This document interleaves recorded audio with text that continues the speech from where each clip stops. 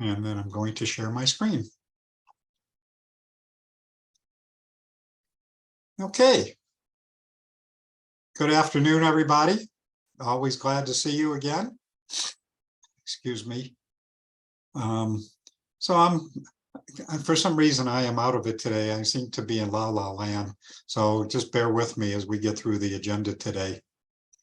So first of all, as always, I'd like to start with thanking our sponsors, Care First Health Plan, Valley of the Sun United Way, Satellite Broadcasting and Communications, Kat Kajit, Triad Wireless, and Karen Ziegler Consulting Services. We appreciate their support. Do we have any new people joining us today? Will, I think Will Novak, I think this may actually be your first time, but you're presenting today, so we'll get the second one. My second. I came once before and listened. Like I said, Will, I have a good memory. It's just a little bit short. But we're going to be hearing from you, so you'll be able to introduce yourself in just a minute. So again, I just want to remind you, those of you probably know, but we do kibitzing with colleagues. Although we probably might not do that today. I need to end a little bit earlier. My son is here from out of town. Need to take him to the airport today. So we'll have to be out of here fairly close to 4, a little after 4. So anyway, moving on. So those of you who were on a few minutes earlier may have heard our website, the ATIC AZBSN website, has been compromised. I have been in touch with 2 different cybersecurity professionals. And Kirk, are you online? I don't think he's here yet. Mark, you want to do a quick update on what the plan is? Yeah. Kirk has a web guy he uses extensively who thinks he can clean it up, both the hierarchy and navigation on the current template or alternate template, and cleanse it of its apparent malware, spyware situation for just a few hours work. ATIC will fund those few hours and will hopefully stabilize the site, though I don't have that much yet to say about. We will need to likely raise some funds under ATIC, which is really the top level host of that site, and it's our website that has gotten plunged that we share with AZBSN. So we'll need a strategy and likely a sponsor to migrate once we've done more of the short-term remediation. And Kirk, I see you're online. Do you want to add anything more? Yeah, basically what Mark just said, we're going to clean it up and secure it first, and then we'll work to an entirely new platform, and then moving forward with both ATIC and AZBSN communication agendas. Okay. Any questions or comments about that? Okay, moving on. I'm going to come back to this in a little while about AZBSN planning. But I don't think Sandeep is here, but I did see Nicole. Nicole, I believe you're online. Can you give us a little bit of an update on what's going on? Sure.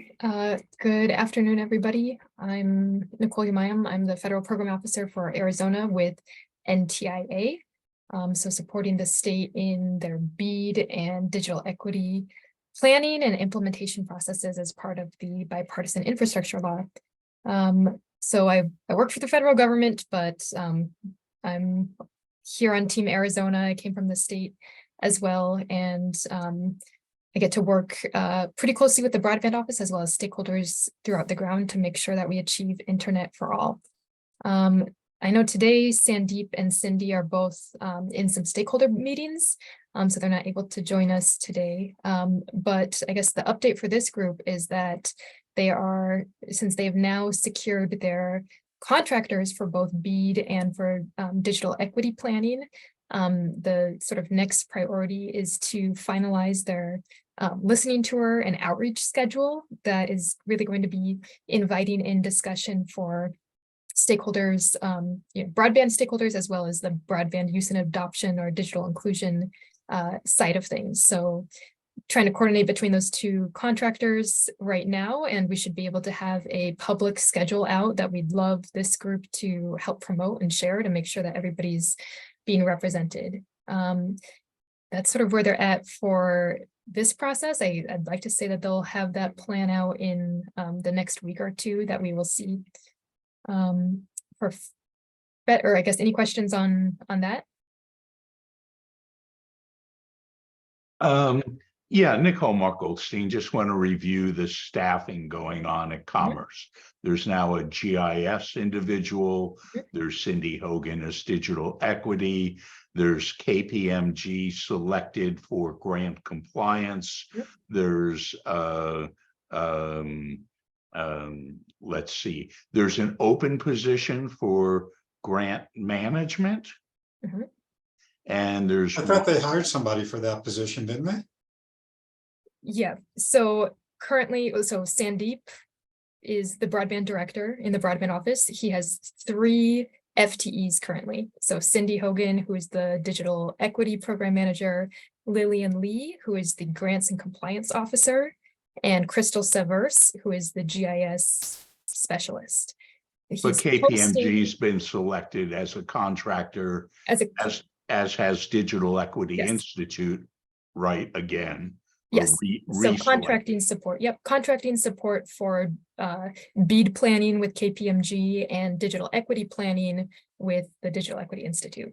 Yes. So are there any open positions, or is that there are two open positions in the ACA. One is the broadband program manager and one is the tribal liaison. So that means that at the end of this, there will be 5 FTEs in ACA and a larger team with the contractors that have been brought on board as well. Thank you for clarifying. Cool. So hopefully when they get settled a little bit, that we'll have them come and introduce themselves and get an update and share some discussion with them. Good. Anything else, Nicole? Yep. I would just be broadly, I see you have the information about the request for comments. There's still, a big push on making sure that we get as much input from a variety of stakeholders as possible for this piece. I'm just curious if anyone on the call has submitted comments or plans to submit comments, or if there's any information I can provide about this process. It was interesting. I have a colleague, the FPO in Hawaii, where it was determined that they'd have a community organization that hosts weekly stakeholder calls actually compile and submit comments for the whole group. So just curious about if people are planning to submit, or if we can have a general discussion about that. See, Elena says Common Sense is submitting. Yeah. So Nicole, it kind of takes me back to when I mentioned earlier about AZBSN planning, that we have, we've been sharing information about these listening sessions, but we really have not convened any meetings to have some discussion about some of this stuff.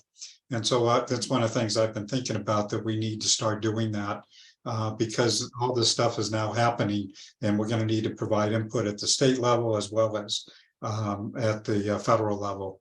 So I'm going to be looking at how do we make that happen, and that's something you and I can have some conversation about, and certainly with Cindy and Sandeep and so forth.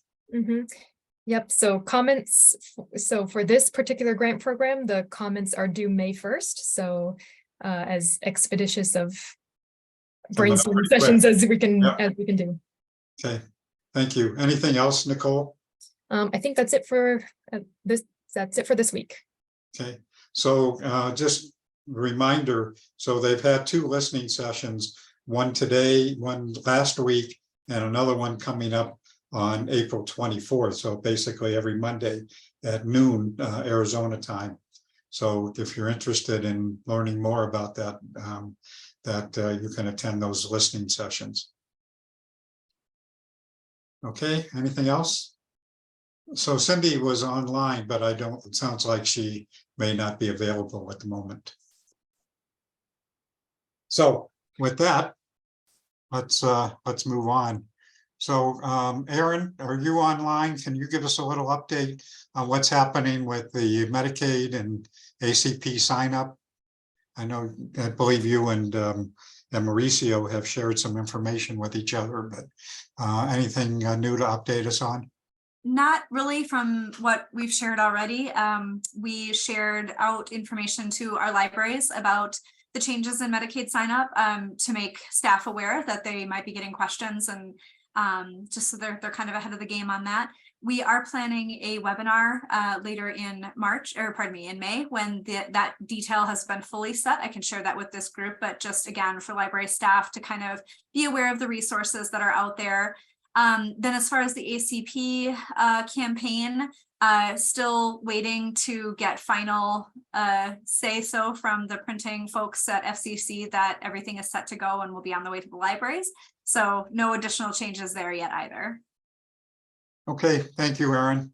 So so Robert, are you still there? Robert Alvarado, I see you're online. Are you there?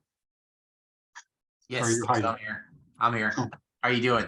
Good. So any new updates on your grant and what your plans are at this point? Yes, I know Lupe, she met with you guys last week. Sorry, I was out. Yeah. Son was on spring break, so I had taken a few days off. But Did you get any good fishing in? I understood you went fishing. I did. I took him up to Lake Powell, and man, it was amazing time. Amazing time. We did a lot of fishing, but not a lot of catching. So, but yeah. So we are still waiting. We put in some changes about a week and a half ago, maybe 2 weeks ago, and so we're just kind of waiting to hear back about the finalization of the grant funding.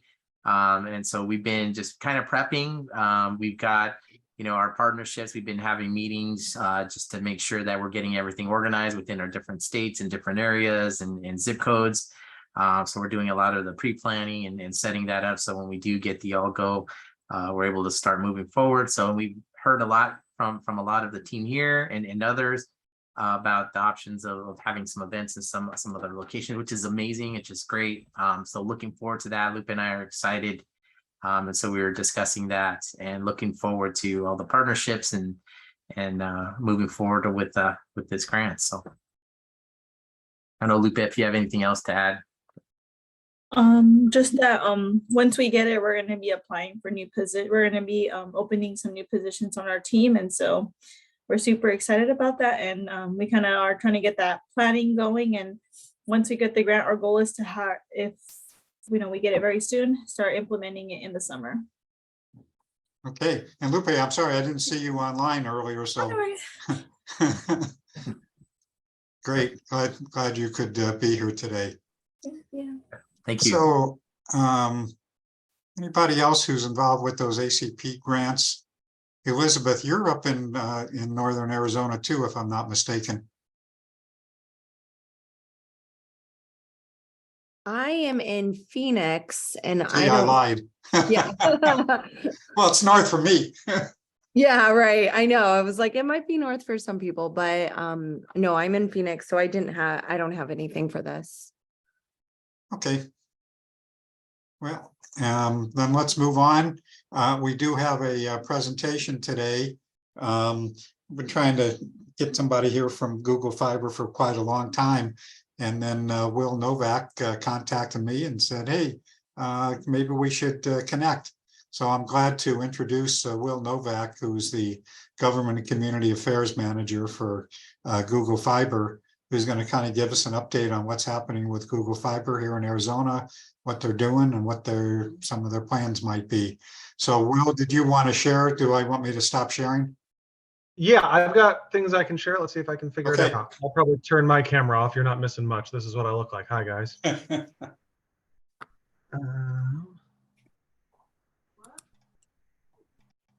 gotta stop at the bank real quick. I'll be right back. You've been shot. I wouldn't do that.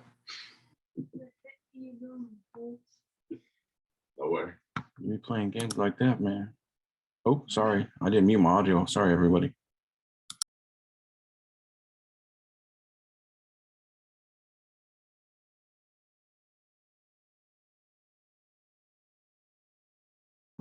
Steve, it gave me an error. When I went to go share, it said that my audio was stopped when I started sharing. So I assume you guys were not hearing me. We are hearing you. You're hearing me now, but when I went to share, I hit share, shows the tab that has the slide deck in it. Oh, here we go. Let's try this. There was, You can see testing, your testing. slide. You do or you do not see it? We do. We And we do. can hear you. And you can hear me. Wonderful. Hooray. All right, let's talk about it. So I'm Will Novak. I have been with Google Fiber since December. So basically, I'm a super expert in all of this, and I can answer all of your questions. No, I can't. I'll try my best, though. My background is I've mostly worked in economic development in cities and towns. I worked for the city of Mesa. I worked for Congressman Stanton when he was Mayor Stanton. I worked for Mayor Gallego when she was Councilwoman Gallego, so on and so forth. So that's sort of my background. So let's talk about Google Fiber, who we are, and all of that fantabulous stuff. So here's, oh, I never really asked, Steve, how long did you want me to take? That'll determine how fast we talk. 15, 20 minutes, Will. Oh, okay, I'll talk. And some time for questions. Sure, I'll talk moderately fast, and then I'll share these slides. None of this is top secret or anything. So I'll talk about who we are, how we deploy our network, what's up in Arizona, and then kind of what we've done so far in digital equity and community impact, which is pretty small so far. We're just getting started, and where we can use the assistance of all of you. So Google Fiber, as probably a lot of you know, we are a wholly owned subsidiary of Alphabet. We are Google's internet service provider. We've been around since about 2010.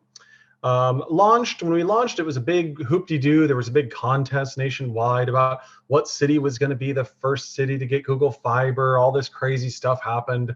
There were cities that offered to rename their city to Fiber. There was a mayor of a small town in the South who said he was going to name his twins Google and Fiber and all this silly stuff. And anyhow, in the long run, we ended up settling on Kansas City for a variety of reasons, right in the middle of the country, had a variety of geographies that were good for us to experiment in. And now we're real big in Kansas City and some markets across the country. I'll show you a map here in a bit. Some nice things some folks have said to us. PC Mag said we're the gold standard among ISPs. We are well aware that that is damning with faint praise. We are well aware that ISPs are amongst the most loathed industry, you know, up there with, you know, lawyers and car salesmen. So we know that. We're trying to be different. We are trying to be an ISP that people actually like and actually care about, and mostly just don't think about. You sign up and it works, and you don't have to worry about it or stress about it. Some of our internal surveys we've done with our customers is that our customer satisfaction is right around the similar satisfaction levels that people have with their iPhone, which is pretty high. So we're happy about that. Some things that kind of make us a little different than other ISPs: we don't have contracts. You can sign up, you can quit, doesn't matter to us. There's no data caps on any of our plans. Use as much as you want. We don't charge any kind of install fees. We give you the equipment. We're mostly a fiber to the home network, mostly for residential use, but we do offer a small and medium-sized business product. So if you're a law firm, a dry cleaner, you know, couple architecture firm, a few hundred people in your office, we're a good fit for that. A university, a big skyscraper downtown, we're not really quite at that level just yet. So mostly fiber to the home and small to medium business. This is where we operate. The cities that are listed in kind of the light blue cyan color are ones we have announced recently. Now, you guys probably all remember that there was chatter about Google Fiber coming to the metro Phoenix area in like 2016 to 2018. Basically, you know, we describe ourselves as internet by an internet company. And that's a catchy tagline and it sounds cool. But the thing is that creating an internet service provider is in many ways trickier than making Google Maps or making a piece of software that you just turn on and people use. This is really an infrastructure project. We end up talking to a lot of cities and we talk to their smart city. Will, we lost you. And these things, and we're not There really a we go. smart city. Can you hear me now? All Yeah. right, sorry, I don't have Google Fiber at my house. I have a very old sub 100 meg connection to my house, and that's all that's available at my house in Midtown Phoenix. So I'm very hopeful that we get City of Phoenix on board someday, because yeah, my connection is terrible. So anyway, we kind of took a public pause around 2018 or so, and that's basically because we were expanding rapidly, but not in a sustainable way. We really didn't, we were more of an idea than we were a company with a viable business plan. We had to slow down and figure out how the heck are we going to do this in a way that is sustainable financially and can spread across the country? So that's what we kind of took a pause, figured out some different things, and I'll talk to you about those today. Here's a little bit more about us. We have deployed probably more millions of feet of fiber than just about anybody, especially in the shallow trenching methodology, which I'll talk about. We can do it in a variety of road types. We've done it in hot cities, cold cities, hilly cities, flat cities. We've really done tons of research to figure out what works best. And our key principles are to minimize community disruption. We want to be in and out of your neighborhood as quick as possible. We want to be sufficiently flexible for every market we go into. Digital equity is one of our major pillars. We want to make sure that we're building the entire city. So when we announced we're going to Mesa, we're going to all of Mesa, rich neighborhoods, poor neighborhoods, everything in between. We want to be everywhere. We're not trying to cherry pick different neighborhoods. And it's also a long-term partnership. We're building in a city's right-of-way in their streets, which is their most, it's probably the most valuable thing a city owns is its street network. And we are very cognizant of that and want to be respectful of that. And we're in it to win it with the cities for the long run. So how do we deploy? This is kind of our little technical section. I'm not going to go into a ton of detail because frankly, it's sort of boring, but here we go. So this is a map of the Wasatch Front, Salt Lake City. But what we first do is we divide up a area into different operational centers, into boundaries, and figure out how we're going to serve it. We create a series of backbone routes. There's our map in Salt Lake. Ideally, we like to lease these if they pre-exist, if a city or a municipality has a dark fiber network. The less we have to build, the better. Then we create a series of trunk routes. These are usually along, like Alma School Road or big roads like that, big arterial roads. And then where most of our construction, the vast majority of our actual building happens is on the little street that goes in front of your house. So this is an example somewhere in Salt Lake. So we go down the road on both sides, and then about every 2 to 3 to 4 houses, depending on the density of the neighborhood, we will put a little vault in the front yard. It looks similar to your SRP or city irrigation box. It's flat.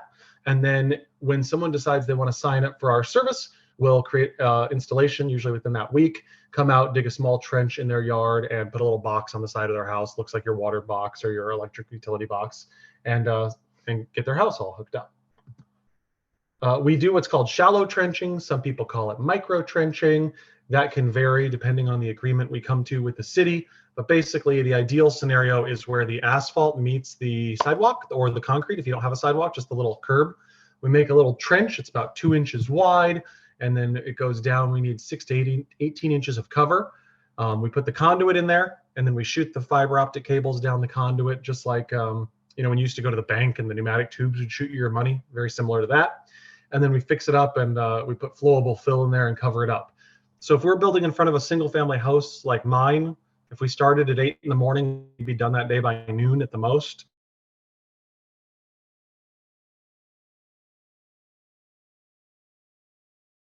Will, I think we 3 lost 4 you. houses a day. If it's on a nice, straight, easy shape, depends on. Oh Will, no! we lost you for Geez. for a minute or so. Oh, geez, a whole minute? All right. So anyway, micro trenching. I don't know how much of micro trenching you heard, but yeah, we try to be in and out of a neighborhood. It doesn't shut down businesses. You can drive right over where we're building. It is a very, very narrow trench. If you want to see it in action, I can send you some addresses, but basically over around Alma School and University, we're doing a bunch of construction. You can see what it looks like. There's a picture. Obviously, that's not Arizona. I think that's North Carolina. But the pluses of micro trenching to the home is that it allows us to deploy fast and inexpensively, and it has kept our price point at $70 a month since 2010. It's a gig up, it's a gig down, $70 a month. That bottom picture is what it looks like when we're done. That is the road filled back in, and then every few years, obviously, a city comes by to mill and pave a road. So when the road is re-mill and paved, you can't even tell the difference. But in the meantime, that's what the little crack looks like. That machine is a ditch witch. That currently is our biggest impediment to building faster, is there are only so many ditch witches in the United States, and there's a shortage. So we have enough conduit, we have enough fiber, we have enough city agreements, we have enough workers. We can't get enough ditch witches. So if you know a ditch witch guy, let me know.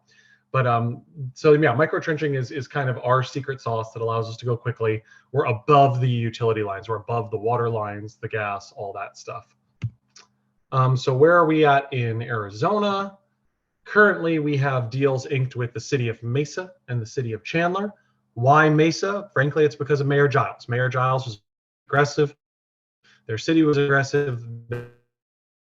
They wanted us, they reached out to us, and so we started in Mesa. We're starting in West Mesa because if you know, on the south side of university, there's an Evoke data center, University in Alma School. That's called a POP, a point of presence. That's where the national internet backbone comes into Mesa, and we hooked up there. We signed a deal with Chandler, oh gosh, a month and a half ago, something like that. And we'll probably have our first customer served in Chandler in the fall or winter of this year. We have already served our first customers in Mesa. We have less than 100 customers in Mesa, just in one very small neighborhood, but we are starting to deploy in Mesa. I was just in meetings last week with a few various West Valley cities. So obviously we're kind of starting up here in the state of Maricopa, but we'd love to be in Pima County. We'd love to be in Coconino, Yavapai, going as fast as we humanly can. So here's a little bit about some of our speeds. Where all of our stuff is symmetrical. That's really important to us. As you can see by me glitching out here, upload speeds are important these days with web meetings and people being, you know, creators. Everybody's doing stuff on video games, uploading TikToks and Instagrams and videos of their families. So that's all really important to us. Mesa is the first city in the US to have Google Fiber 8 gigabit speeds. That's pretty darn fast. That's about 80 times faster than what I have at my house. And those are the prices there. And then we do, and I'll show you later, we've got prices that are subsidized lower than $70 a month because we realize even though 70 is pretty affordable, it isn't affordable for everyone. So we have solutions for that as well. Here's some pictures of some of the stuff we've done in Mesa. Upper left's Mesa Music Festival. That upper middle one was our multifamily launch event. We like to do multifamily developments as much as we can because you can serve more customers. That picture in the upper right, that's my son at I Love Mesa Day, a big festival in downtown Mesa. Lower left was our launch event at Renegade Coffee in Mesa, was that 3 weeks ago? Had a bunch of people out there, bought them coffee, told them about our service, and a little picture of one of our houses. So the most important thing as far as this group's concerned is kind of what we're doing around digital equity and community. Like I said, it's just starting. I will say that, you know, we're not what we call big G. Big Google Fiber is what's called an other bet. We are not yet a profitable company. We are EBITDA positive, earnings before interest, tax, deductions, and amortization. We will be profitable someday, somehow, soon. But as much as I would love to be the Google Money Fairy and come by and fund tons of programs, it just isn't in the cards just yet. So we have a small, modest budget in Arizona, but that will grow as we continue to grow in Arizona. Here's some of our kind of our general digital equity and community impact high-level bullets. Like I said earlier, we don't pick and choose neighborhoods. We want to go everywhere we possibly can. The place we're starting in Mesa is definitely a blue-collar, working-class neighborhood. We have a bunch of different products that tie into ACP, make it so there's basically, you know, it's a free product for folks. N100 is our 100 megabit program that we have that can be free with ACP. We have a new wireless low-cost program that's going to be launching soon that I'll tell you more about when it comes out. Gigabit Communities is the name of our program that's free internet for public housing. Community Connections is what we call our program to, let's say, if we were hooking up a library or a museum or a YMCA, things like that, where we'll do free internet to those community anchors. And then our main areas around philanthropy, our biggest area is digital inclusion, STEM education, and racial justice. That's what we see as our good to do in the world. Historically, a lot of redlining overlapped with a lot of digital exclusion. So we try to avoid that and bridge those divides as we can. And then we're very involved in local chambers of commerce, including minority chambers, tech associations, and we want to partner with groups like this and others. We realize we are not the experts. There's people already doing this work. We want to kind of tag along and see how we can help. We only have, I think, I want to say 6 employees in Arizona right now. I'm one of them. I think 6, something like that. But as we continue to grow, we're looking to do local volunteering and really get hands-on. So keep us in mind. There's some of the more information about our affordable products. So we do have a $30 product. We have the 100 gig product or 100 meg product. And then we're going to have a wireless product soon for areas that can't quite yet be reached by in-ground micro-trenched. And then I already talked about community connections, what that is, and gigabit communities. Like I said, our big areas of good to do in the world: digital inclusion, STEM education, racial justice. Those are our three main pillars. And I pretty much talked about that too: business memberships, community events, and volunteering. Here's some of the stuff we've gotten involved with in Arizona so far in the, whatever it is, what month are we in? April, 4 months that we've been up and running here. The Mesa College Promise, we have not publicly announced this yet, but we're going to be involved in that.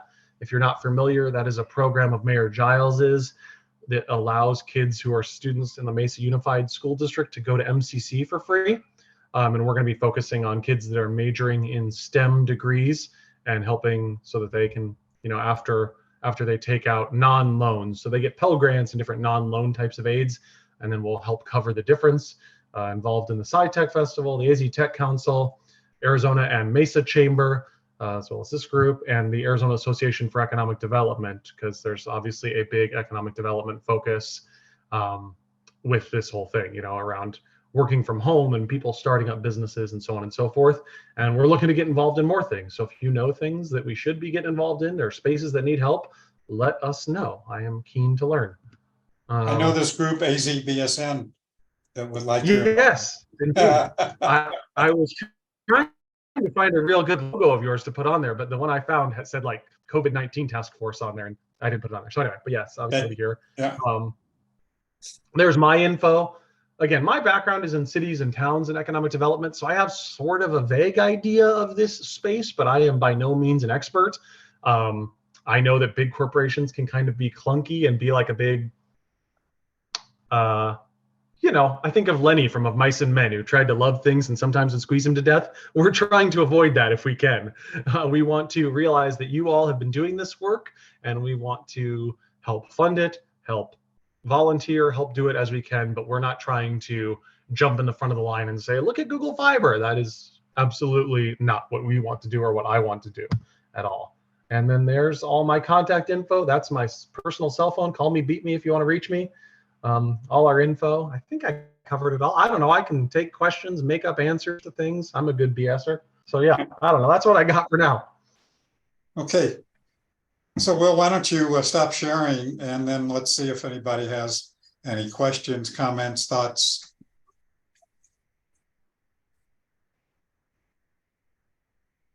The main question we get is, when are you coming to us? We're going to try to build out all of Mesa in 4 years, all of Mesa and Chandler within 5 years.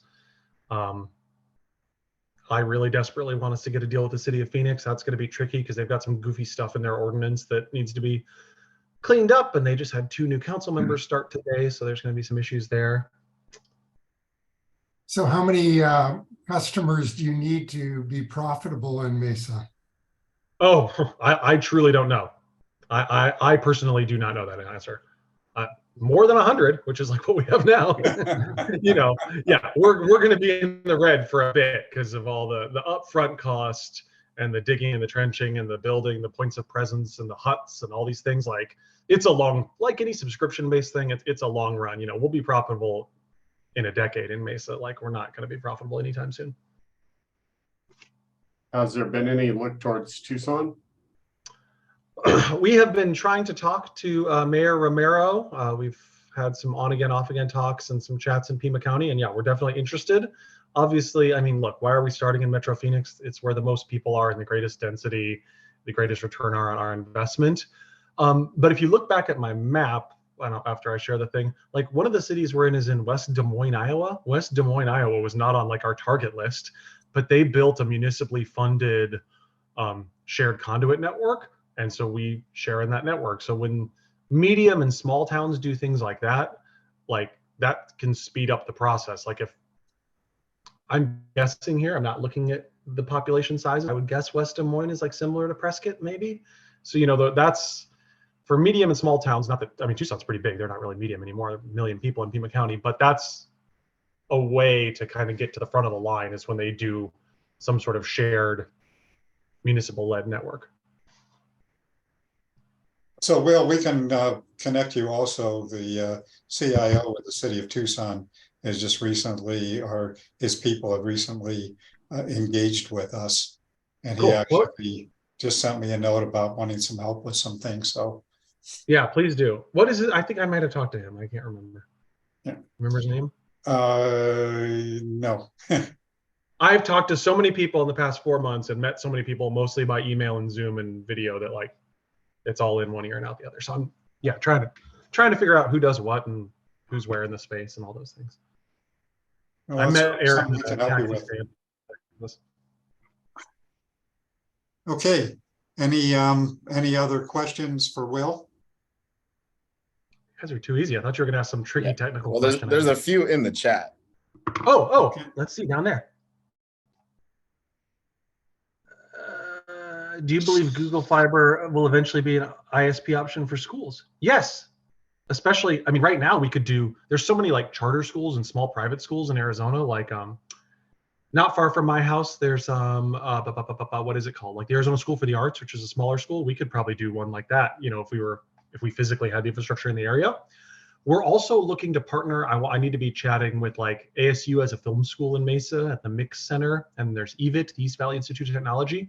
We are testing a 20 gig up and down product.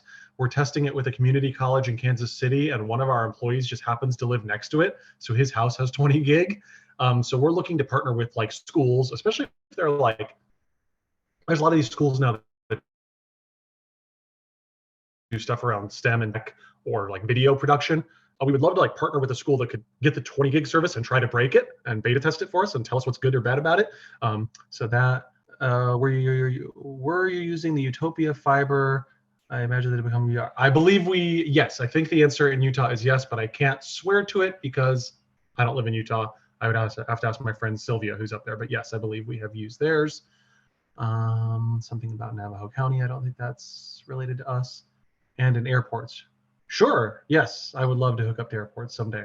Smaller airports, probably pretty easy. Sky Harbor, I imagine, is on a municipal network through the city of Phoenix. Like we talked to the, what is it called? The Natural History Museum in Mesa, as well as the Idea Museum in Mesa. And we wanted to do our community connections program with them where we hook them up for free. They're already hooked up to the city of Mesa's network. They already get internet for free. They don't, it's just, oh, that was a joke on where I meet people in airports. I see. Yes, I meet people in airports. Oh, I see Aaron side. Yes, I met Aaron at a taxi stand. So yes, but please reach out. Like I am not an expert. I don't know anything. I'm a big dummy. I'm happy to learn. My dad always told me that, son, the good Lord gave you 2 ears and 1 mouth. Take it as a hint. So I'm happy to listen and shut up and do what I can. Okay. Anything else for Will? If not, thank you, Will. Glad you participated, and you and I have lots to chat about. For sure. So I'll be in touch with you very soon, as a matter of fact. Awesome. Okay. Yep. So now I'm going to go back to sharing my screen here. And Mala, I know she wasn't going to be here today. I don't think Janet's online either today. Aaron, did you have anything else that you wanted to? You made a comment, you put a comment in the chat. Oh, well, we were briefly discussing other folks who had gotten the ACP outreach grants. Last week, I met with the county librarian in Navajo County. The libraries were one of the recipients up there. Cool thing that they're doing with that project is they're hiring full-time and then also creating a group of volunteer digital navigators that will not only get people signed up for ACP, but fill that digital navigator, digital literacy education role through the libraries. So that's what that was in reference to. Okay. You have anything else, Aaron, that you want to share? I do not at this time. Okay. Holly, I believe you're online, or we're online. Anything else you want to add about the libraries?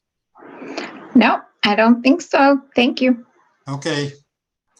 Okay, so Janet is not here, but I saw Philip and Karina with the Department of Education. You guys want to give us an update on what's happening with Department of Ed? Philip? I'm here. I don't have an update. We were hoping to have one for today, but the meeting got canceled. So no update. I don't know if Karina has one. I don't believe she does. So. All good from my side too. Thank you. Okay. Moving on.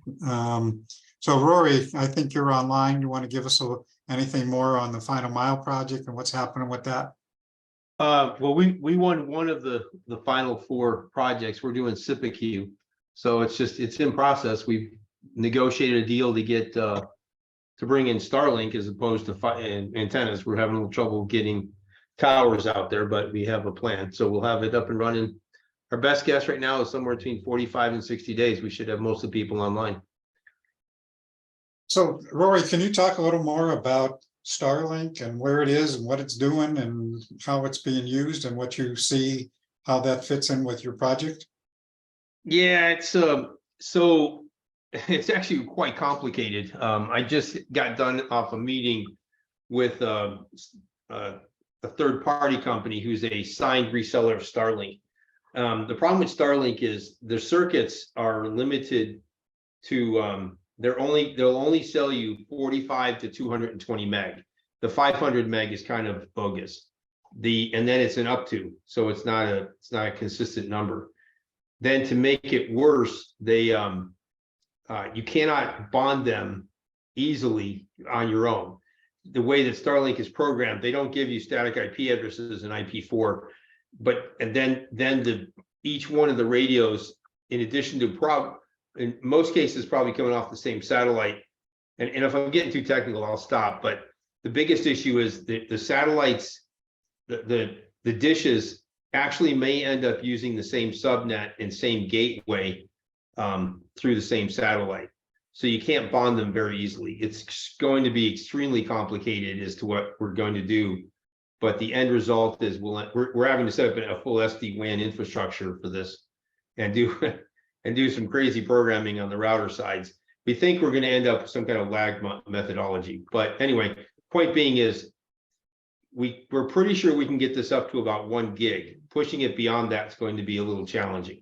We're not sure that their satellites can support that in the same zone area. Even if once we get the bonding and stuff figured out. So they do have a limit. We're working on some other back end stuff right now. There are no towers that we can get to easily where we can get someone to actually call us back. Unfortunately, the 2 vendors, one of them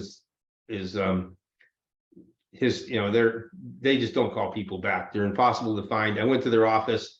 Their office is under construction and nobody's there, which has been their methodology for hiding out for a couple of years. And the other one has zero interest in working with anybody because they have a monopoly in these areas. We're working with the tribe trying to get approval to get permitting to be able to put up a couple of towers on the tops of hills so that we can relay out of the area and get back to civilization. Starlink we look at as a temporary solution to the problem. And unless they get their new satellites up and can give us a better guarantee and make it easier for us to work with them. So that's kind of the current plan. Okay.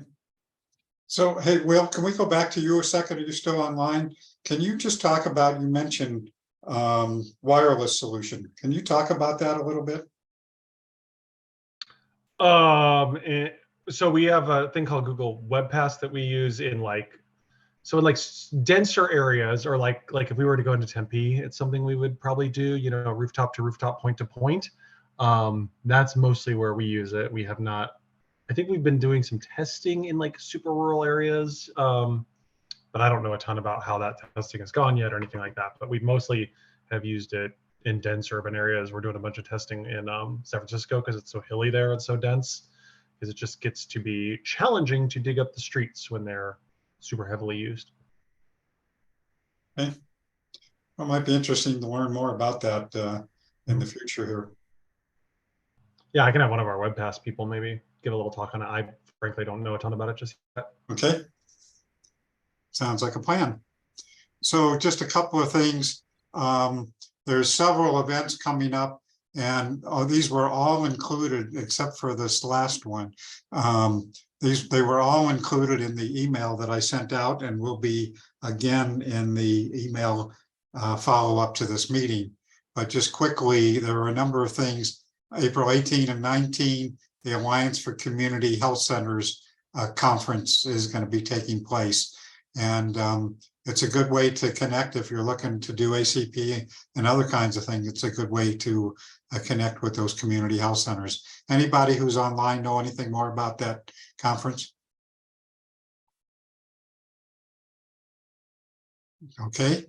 On the 19th, the Arizona Telemedicine Council quarterly meeting will be taking place. And April 28th is Leading Through Tech, Arizona Technology and Education, IT and CNI Leadership Symposium. April 28th, American Indian Chamber of Commerce, Cybersecurity and Small Business and Tribal Enterprise. April 27 and 8 and 28, National Collaborative for Digital Equity, National Summit on Digital Equity. May 9th, the Healthcare and Transportation Workshop.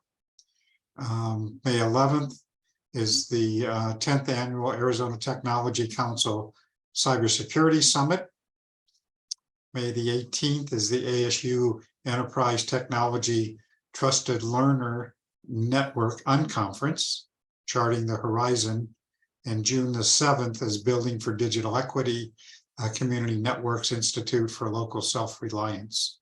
And again, in my email, I will have more information about each of those, as well as the link how to register, get more information, etc. So that's all I have. Anybody else have anything that they want to share today? Actually, I'm going to stop sharing here for a minute. So let's see who we got online here today. So Scott, you want to tell us, I know you've introduced yourself before, but you want to tell people who you are and who you're with? Take a couple minutes. Scott Carey, you're talking to me? Yeah. Yeah, my name is Scott Carey. I'm a senior telecom manager for Forax. We are a 50-year-old plus engineer. Can't hear you. You can't hear me, huh? I am talking. Hello? Yeah. Can you hear me? It's like real echoing. You're very faint. How about now? That's better. Okay, my name is Scott Carey. I'm with Horrocks. We're an engineering firm based out of Salt Lake. You could fade it out again. Try again next time we meet, or? Sure. Okay. Sure. And Cindy, I don't think you're back online, are you? I mean, I know you're connected, but I don't think you're actually here, are you? Apparently not. Okay, well, I'm done for today. We can stay online for a few minutes if anybody wants to do some kibitzing.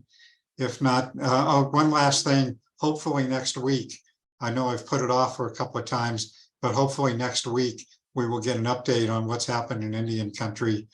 Several people, we were going to do it today and Mala was not available. So I've put it off hopefully till next week. Jocelyn, you're still here, and hopefully you and Mala and a couple of other people will be participating on that panel. With that, if there's nothing else, I am going to stop recording, and I think we're done for today. Thank you, Steve. Have a good Monday and a good week. Yeah.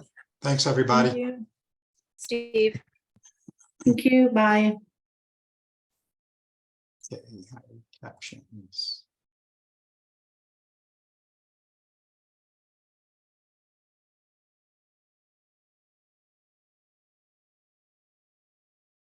Whoops. So let's see here. Going to give me 2 seconds here, and we'll. Hey, where's my stop share? Stop